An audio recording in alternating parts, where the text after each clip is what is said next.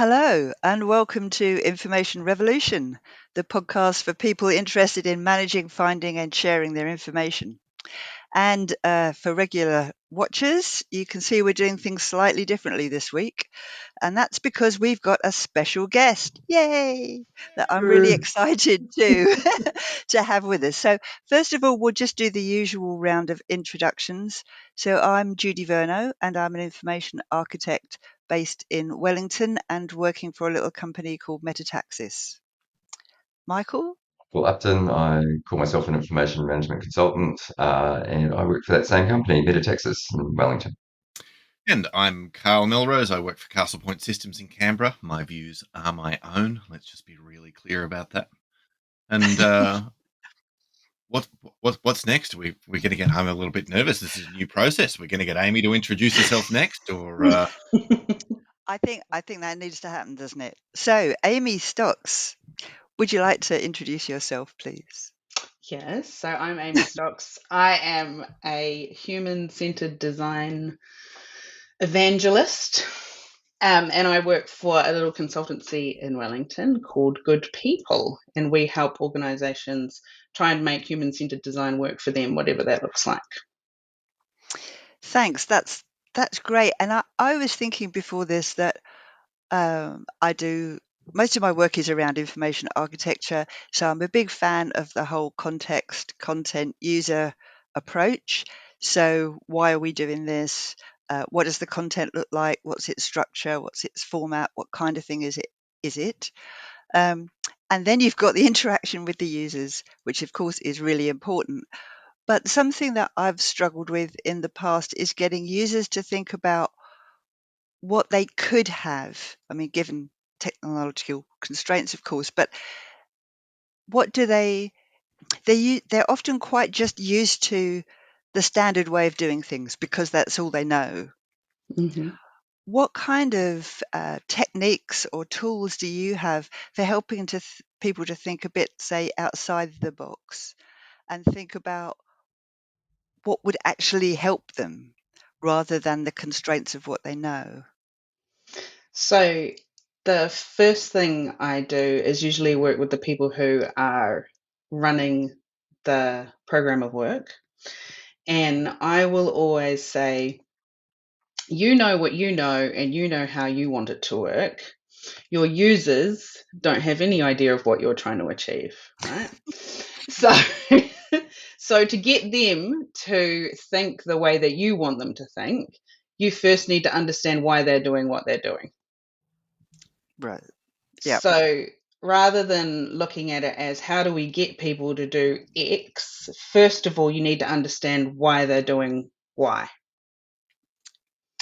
So, because, for example, if they are not filing things the way that you want them to file, why are they not doing it? Is it just because they don't want to? Is it because they're just feckless? Or is there some reason that that either they've learnt, have they got a workaround, do they not understand the consequences of their actions? Like, what is going on for them? So my first piece of advice would be to start with why and try to understand the context of the people and what they're doing before you then attempt to match that with what you need them to do. So it's like a gap analysis. There's what they're doing, and then there's what you need them to do. Total Yeah. sense to me. yeah. And actually, I think it'd be really helpful. Can we back up just a fraction? What does it mean to be a human-centered designer? It means, so human-centered design is a internationally recognized ISO standard for designing systems and processes. It came from ergonomics, so it originates in ergonomics. And so understanding how people fit with tools and systems and environments. So you don't build a chair without understanding that there's somebody who's going to sit on it, right? So in my role as a human-centered designer, I mostly work in public sector organizations, and they usually have lofty goals to implement a process or a system. It's usually a piece of tech. But what they struggle with, what they're not very good at, is understanding the people who are ultimately going to use that process or system or piece of technology. And it's like what I was explaining to Judi there. It's understanding what you need to do for the people who are the end users, but also the people supporting the process inside an organization as well, to make that work for the outcomes that you're looking for. And when you get it right? And when you get it right, it should work, right? Because everybody's doing what is right for the goal, the objective, and them. And you hopefully have reduced risk and reduced internal inefficiencies, and it's easier. Have I seen it work perfectly? No. Because I work mainly in big, complex organizations. So I'm usually getting small wins. Okay. And you've got a background level of complexity that just means you're always trying to get an optimal fit rather than something that is perfect. Oh, yeah. I've never seen perfect. Usually, so at the moment, I spend a lot of time with organizations that have some high level objective to deliver customer services, but they are not traditionally customer service orientated organizations. So much needs to change in order to reorient your organization towards what the people you're serving need. And those people might be citizens, right? And your idea of a service was previously regulatory or compliance-based activity. So how do you switch that from what the people are trying to do to what you ultimately need them to do to comply? Awesome. So does this imply that the senior people that you're talking about, that they understand how they want their people to work? No. That's good. No. The senior people I'm working with know they have a system that they need to implement. So that might be it might be a website. I've worked with a Crown Research Institute that was changing their internal project management system. They had the piece of tech. They didn't know anything about how they were going to make the people use the piece of tech. And so that piece of tech failed. The implementation failed and nobody used it. So yeah, a lot of my work is working with leadership and working internally with an organization to understand what are people trying to do and how do we get them to do the thing we want them to do, but without pushing it on the people, trying to understand from the bottom up what are the levers we can pull to make it happen. So working from the bottom up, that means working with I hate using the word users, but anyway, the users to teach them how to do it differently, or what does that mean? So I usually go through the design process, so discovery, define, design, and then deliver, I guess. I never get to delivery. But so the first thing I would do is start with the why. So why do we want to know about what our people are doing?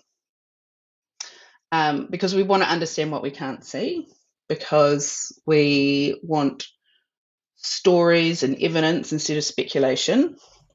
Normally because we want to shut down arguments and circular conversations at the stakeholder level. And then I go through a process of trying to understand who do we know the least about and what does it mean to talk to those people or not. So what's at risk if we don't talk to people? So we could ask the senior stakeholders, try to understand what the senior stakeholders are doing, but are they ultimately the people who will have the most impact on changes to the system? So there are two different ways to go about it. So I'll just call back to what you said about teaching people. I think teaching people comes later, once you understand what their context is. So there's two ways of looking at it. Do you want to understand what people's behaviours are? So do you want to know what they're struggling with, what makes them efficient or inefficient, what can they find or not find, what tasks are they doing, what are they successful at? Or do you want to understand what their attitudes are? So do you want to know what people think and feel and say? Or do you want to know what their motivations are? And this is probably a key for you guys. Do you want to know what their expectations are? So you would do different, use different tools to understand those two different sets of questions. I think that's really interesting straight away, just because thinking about trying to apply this internally, I mean, in the context of managing information or architecting it, I just think so much of our focus would be on that first set of questions, right? Or that first goal of trying to understand things about what people are doing rather than what their expectations or mindsets or expectations are. So I say expectation twice. Anyway, their attitudes. Yeah. So if you were doing some behavioural research, you might be asking, why can't people find this? How do they file this? And can they recognise something? Like, can they find a search bar? Can they find a folder? Can they work their way through an information architecture tree structure? If you were doing subjective, you would be asking, what do you expect to find? What do you expect to be looking for? Why do you file that document on your desktop instead of using the organisation sanctioned records management system? Why do you think that's faster or easier? And how do you feel if you can't find something? And then try to understand how that might affect their future behaviour. So that's really useful, right? So if somebody says to you, well, I keep it on my desktop because it's faster for me to find it, and because I tried to file it and then I couldn't find it again, right? So that's why I perpetuate this behavior. So then you're starting to tease out the things that you need to address when you are doing your implementation. And it might be, with the subjective stuff, that can be like the really interesting motivational stuff. So why do people feel the way that they feel about what they're doing with their documents or when they're finding things? And what does that mean for what you need to do in the future to reduce the occurrence of that happening? And do people get defensive when you start asking questions around that? Well, no, because of the way you're going to ask those questions. Yeah, sure. So you are coming in with a novice mindset. So you're coming in and you don't know anything about what they're doing. So you're coming in and you are being curious, and you should have really clear ideas about what you want, why you're there, and what you want to understand. And then you want to be really curious and really neutral about what you're doing.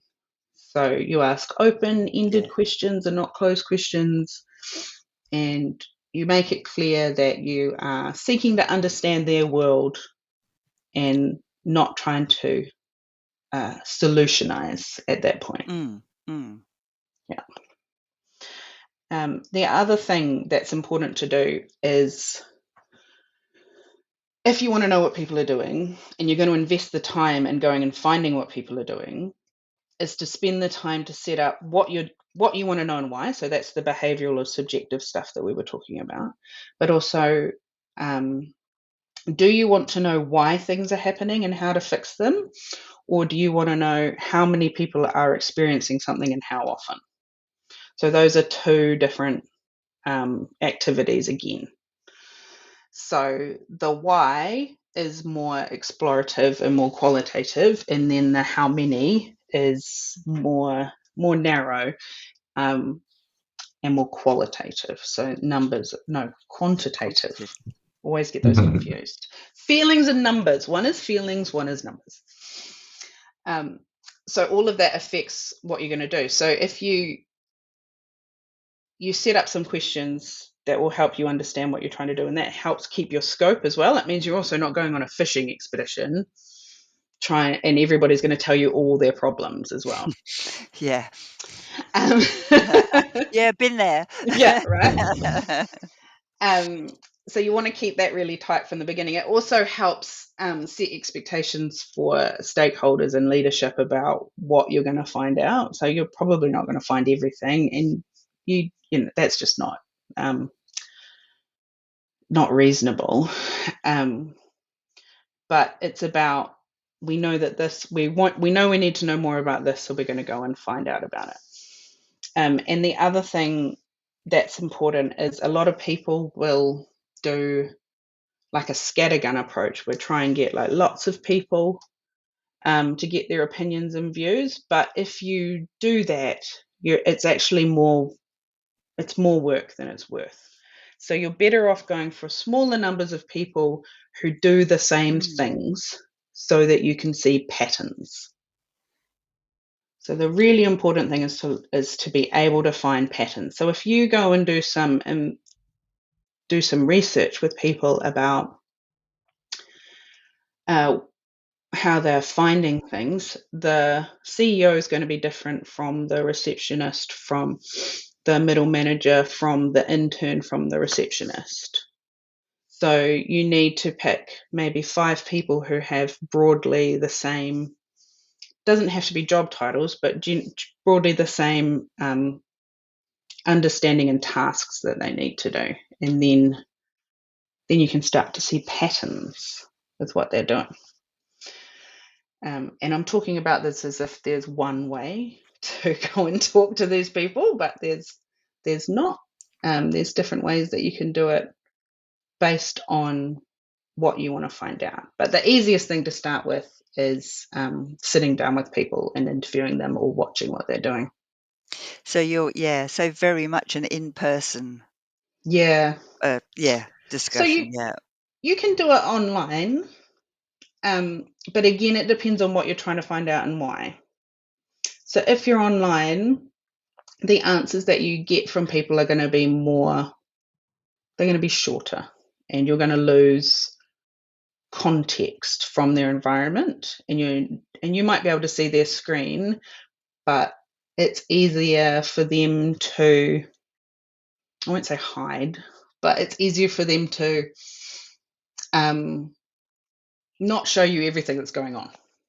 Whereas if you're in person, you'll be able to see if there are pieces of paper over here. Yes. And, you'll be able to see their desktop is littered with files. The autonomic step sort of that they don't tell you about because they don't even realize they're doing it. Yep, exactly. Whereas if you're online, the lens is a lot narrower. Yeah, I think that's something that I think we brought up before in the podcast, that thing of where people just naturally lean towards just sort of describing the things that, A, they think about themselves, and B, they feel they should be doing. They'll kind of moderate their, if you kind of ask them, well, how do you do something, and just get someone to verbally explain it, then they'll sort of tell you about it. They describe the ideal state. Almost subconsciously, just sort of lean towards something that's kind of like what they hope you would like them to say. Yeah. Yeah. So I think that's really a really important thing to call out, is that you don't ask them straight out what they do and what they think, because you're right, people will just tell you what you want to hear. So there are different ways that you can do that. So you can set some tasks, and and they might be really they might seem unrelated, but what's happening when you're doing this is that you're teasing out information about behaviors and attitudes. So you can ask people about a sequence. So what order do they do things in? And that reveals quite a lot about why they're doing things and how. You can get them to describe a task or get them to move through a task and show it to you. Or you can get them to, or you can set specific tasks to find things or comprehend things.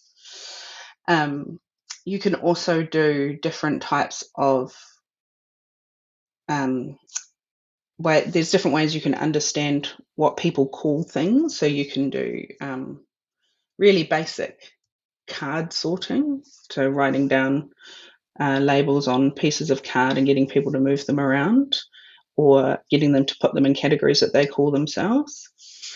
It all depends on what you're trying to find out. But so you don't ask straight out, why do you do this? You have to get people to you have to draw it out of people. You have to be really curious. It sounds like it needs quite a bit of research beforehand to understand the kinds of things the kind of tasks that they need to do, for example. Yeah. Yeah. So one thing it's really good. You would really struggle if you just went cold into starting doing this sort of activity. It's really good to get all your stakeholders together in a workshop and just get everybody's assumptions out about what you think people are trying to do. So, we think that nobody is filing this because why? And then you could use that to shape what you're going to ask and what you're going to look for.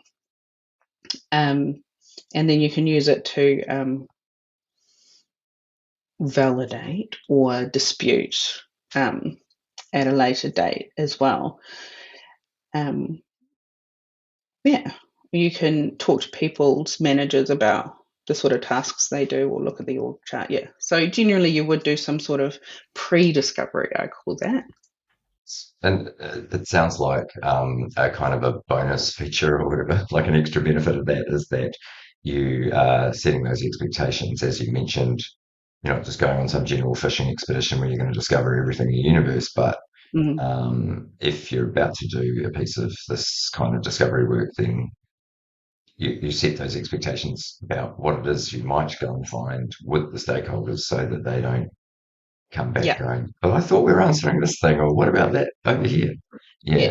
So I think you have to be really important tight. as well. I think you have to be really tight about discovery, because I think people are getting discovery fatigue, especially like senior stakeholders, right? They're getting discovery fatigue, where people go off and discover things and then don't come back with anything. So that's why all that setup about what do you want to know and why and who do you want to talk to and are they the right people and are they the right number of people is really important, because that'll keep that tight and scoped. And then you can also come back to that after you've done the research and go, well, this is what we set out to find. Did we find it? Why not? And how can we report back on what we said we were going looking for? We've talked before about how sometimes this kind of work isn't seen as the work or of value. People are like, let's just go on with it. Let's just do the thing. And this is the thing that So do you find that tightness of scope is, does that help to kind of mitigate that? Does that get people more on board if you say, look, we're trying to nail the specific, and people are more or less likely to go, yeah, all right, we'll pay for that? Sure. So I've got my business partner has done the most beautiful diagram, which I don't have to hand right now, but it is it's a curve, and it's about effort versus risk for doing the sort of research up front, right? So the more effort you put in up the front, the more you know about who the people are and what they're trying to do, the more your risk goes down towards the end of the project.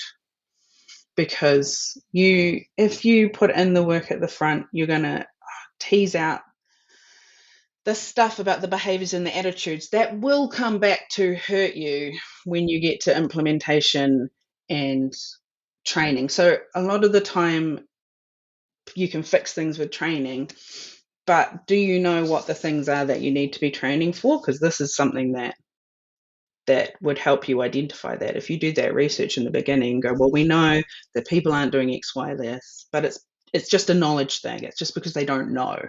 Then you can identify that as something that you're going to address in the training. So I say you've got to go slow to go fast, right? If you do the setup work, yeah, it's a real hot take. Nobody else says that. If you do this work, you're just saving work down the line.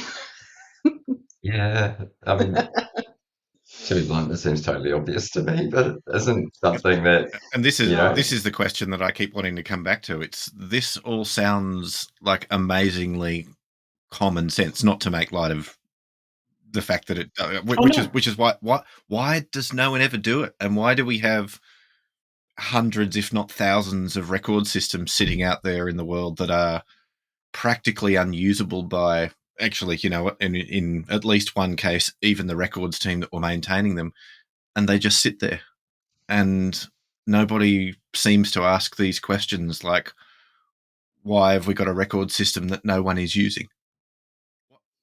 I guess the question for you is that, how do you just why? That's all. Just why? Just why?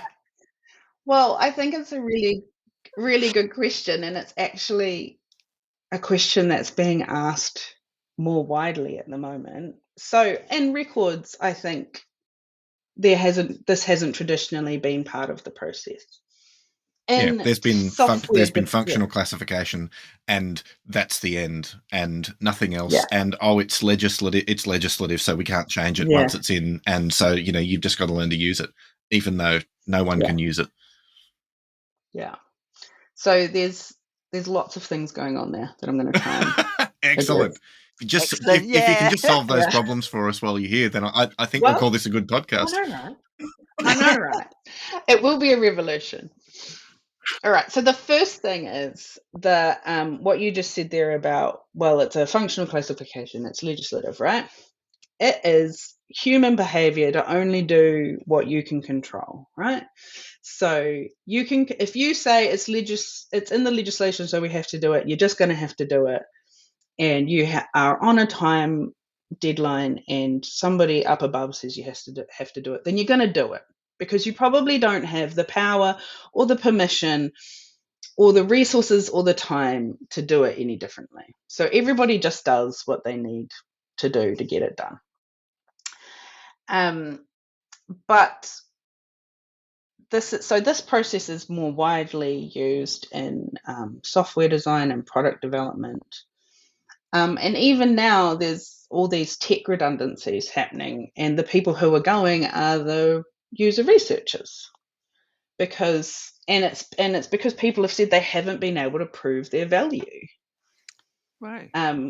But it's really hard to prove your value when you were brought on for the wrong reasons, right? When you were brought on to you can't magically solve the fact that humans behave weird and don't behave the way that don't behave the way that we want them to. You were brought in to make them do the thing. Yeah, right? The way we want them to. Yeah. So when you've been brought in to do that, then it's very, very hard to succeed. So long story short is the world's still working on trying to figure out how to do this, and nobody's cracked it. I've cracked it regularly. Cool. Well, there you go. All the time. That's kind of Aussie slang, unfortunately, Karl. Damn. Well, the Aussies will get it. For everybody else. Yeah. So it is persistence patience and being definitive and purposeful. So basically with this work, you have to set an example that if we set it up right and we do it well, we will get something useful out of it. We're not going to change the universe as much as I'd like to, but hopefully we can build trust. The other thing is the people that you talk to, I will say this, you go and talk to people, make it really, really clear in the organization that that's what you're doing. So do it all out in the open, and that builds some trust and engagement more widely that, oh, you're talking to us. Oh, this isn't being done to us. Yeah. Yeah. So do it in the open and then share what you've heard as well. And give people the opportunity to feedback. So you might do that in a presentation. The other thing you can do is say, well, we went out and we talked to some people and we heard X, Y, Z, and now we want to hear if that resonates with other people. So we're just going to do a quick survey to check X, Y, Z with some wider people. And then you've gone narrow and got some qualitative, and you've gone broad and got some quantitative, but without a huge amount of investment. None of this has to be a huge investment. You can go and hire me to do it for you, but you can also do it. You can do some of this yourself and get really good results. You just have to be definitive and purposeful about what you're doing. And interested. Well, if you're not interested, then maybe, should you be pushing records management systems on people? Well, I think we've said no in recent episodes. Well, yes, I think we have. Well, but I'm just thinking. it's about how narrowly you define what you mean by that. Like, of course, people need a place to put stuff and be able to, find it again and trust what they found. Like, that's no one would dispute that one. Sorry, Judi. And I'm wondering about the constraints of the tech on what you're asking people and what you do with the results of that. So, I mean, it quite often happens that, or it does to me anyway, that the technology has already been chosen for whatever it is. Yeah. And so you're really trying to make the best of that. And how do you factor that in with what you're asking people? Because you can't just kind of go, well, what are you doing? What would you like? How do you feel? Without being aware that actually you may not be able to deliver some things that they'd actually would really help them. If you see So what I mean. I'm just going to bring us back and reiterate once again that you are not getting a wish list from them of what they want. Right. You're understanding their context so that you can then match it to what needs to happen and understand what's in between that. So if you know that people are struggling to find things because the folder structure isn't meaningful to them, that's something you can change. You can't change the tech. And again, if you understand the context and you know the tech that's being implemented, that part of that gap analysis is again building the training and the awareness and the engagement. But I will also say another thing you can do is you can do, so we talked about what's more open and open discovery about understanding people's context, but then you can also do more targeted sort of usability testing where you sit down with people and set them a task and watch them do that. And if they're key tasks that you know that they need to do,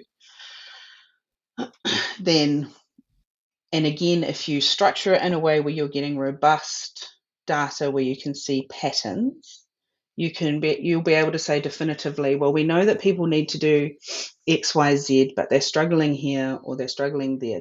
We can't change that functionality on the system because it's out of the box. So that's going to be a training need. that's something that we put in training, or we make people aware of it. So I think just because you can't change the technology, and I don't know if I've ever built anything from scratch. Doesn't mean that you can't understand about what people are trying to do and find ways to help them. Yeah, makes total sense again. Yeah. And I think what you said about not trying to sort of elicit a wish list, I think is really important for probably the more regular listeners to this podcast to kind of think, well, design's not just about sort of going, oh, what would you like? No.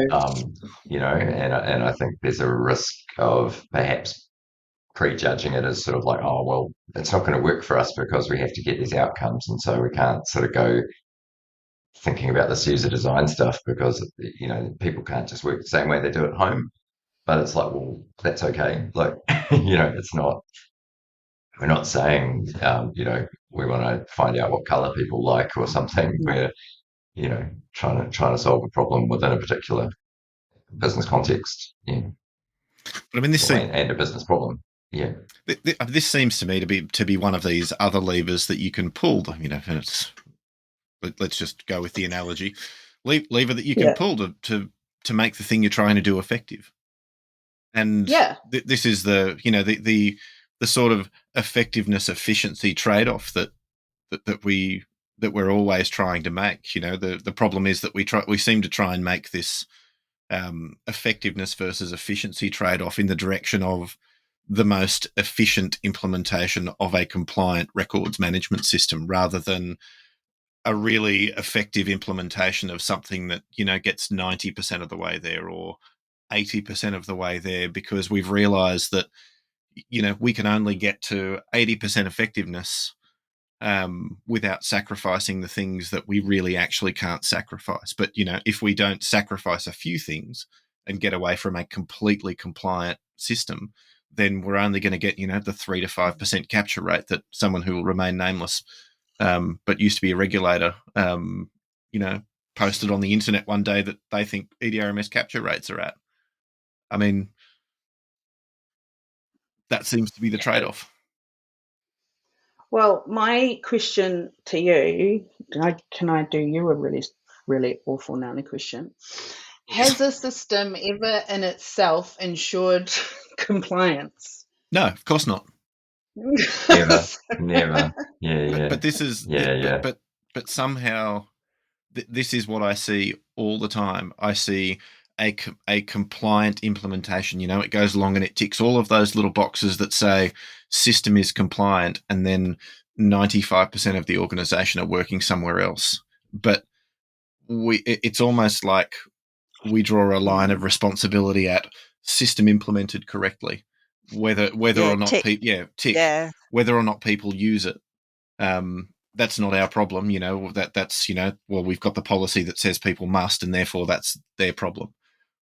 People, I don't know what it is. People don't ask why, or they ask why, and then they run into one of the sacred cows of records management, like functional classification, which is an absolute disaster in 98% of the places that I've ever seen it implemented, which is basically everywhere.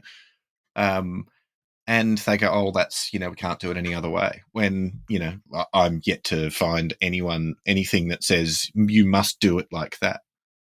So I know I've just sprayed a whole big, whatever, list of, wish list out there, which is exactly what we said you shouldn't do. But why is it that we get stuck there when everything that you're saying, Amy, again, seems really sensible? That basic idea that, well, people aren't doing the thing we need them to do. Let's go and find out why. And you know what? Let's go and find out how often they're not doing the thing that we're expecting them to do, so we can get a sense of the scope of the problem. I mean, I guess I don't understand why that's not just obvious, because I think about 80% of my blog articles boil down to that. And I guess I'd really love to understand, if you've got some insight into that, And for people who are thinking, we'd love to do some of this stuff, how can you start to convince the rest of your organization that this is something that needs to be done? Oh man, well that's like that's 1,000 blog posts that are already on the internet. I've written about 400, so when I get to 1,000, I'll come back to you. So this is actually something that I am really interested in at the moment. This is my raison d'etre at the moment. Like, why can we not get people to do this? Because I've been doing this a long time and I'm getting tired, because it is common sense. This is common sense. If everybody understood this, I wouldn't have a job, and that would be great. But nobody gets it. So I'm starting to understand it is some of it is fear. So just, why would we said we're going to implement this thing. Why would we go and open up a can of worms? And also it's about the way that things are designed in a business context is that you do things because you can claim you've got return on investment. The return on investment for this is fuzzy. It's there, to say the least, yeah. Yeah, but it's fuzzy. So you can't say, we will have implemented a system by tomorrow, and it will tick 400 of the requirements that we said that it needed to meet. You, like, with this stuff, it's just fuzzy. So you can work on understanding what the return on investment is. You just have to set those KPIs at the beginning. So you have to work with the senior stakeholders to be able to say what the KPIs are. And it seems like, and there are different ways you can do that. You can set them as satisfaction, so user satisfaction, or you must have measurements for whether or not records are being managed appropriately. I was just thinking this is actually very, it's the same conversations we have around information and record stuff, is that, like, how do you measure the value of what you're doing so that you can articulate basically that you should stick around and still have a job and, and continue to do the fun bits, basically, So I do think it's a common point, probably, in terms of fuzziness. People do measure random things like how many documents are going where, but I find it pretty hard to tie that. It doesn't tell you anything. Exactly. Really hard to tie that to any kind of an outcome. I mean, as in, like, why is this organization here and what do we deliver? It's like, hey, cool, I've got 500 things. Yes. I mean, if you want to 5 things, so what?